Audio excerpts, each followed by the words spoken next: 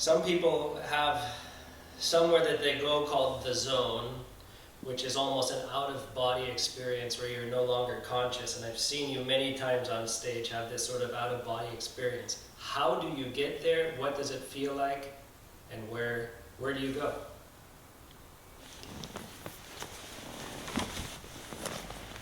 Physically, it feels like a blend of all the senses into one sense that it is the combined, the sending. We are always with the sensors, we are always either sending messages or receiving messages. And we blended all, and with the sense of sight, the sense of touch, the sense of hearing. With music, I even can taste it. I can, it has its perfume,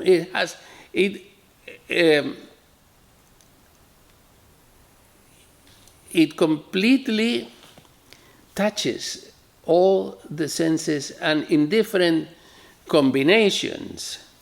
So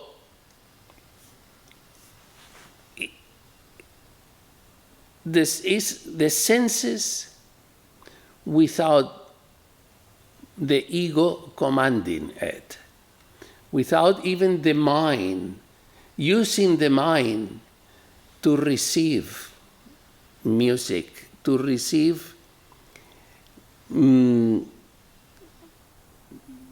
that world of sound, of vibration. Is entering a world of vibration, a world of beauty. And for me, I can do it when I'm performing, but I also do it when I'm listening to other people perform, particularly performances that touch me deeply.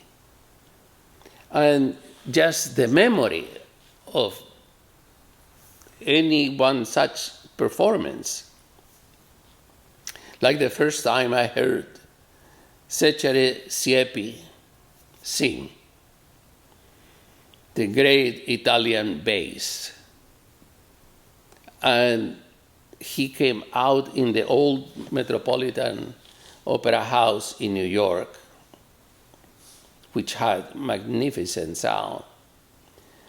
And he sang his first note, and I felt like a new dimension had opened up, and I was inside of that tone, that magnificent tone that was vibrating everything. The walls of the opera house, I could feel them vibrate. I could feel myself inside that tone. When I play, I try to connect by connecting first of all to the sound, and connecting to the sound at the same time that I connect to the way that the guitar feels, through the sense of touch of the string. For me, when I pull the string, I can feel the energy. How much energy is not how hard I'm pulling the string, is how much flex there is on the guitar. I can feel the energy building up in the way that the guitar resists my pull. So if you think only of how much you're pulling,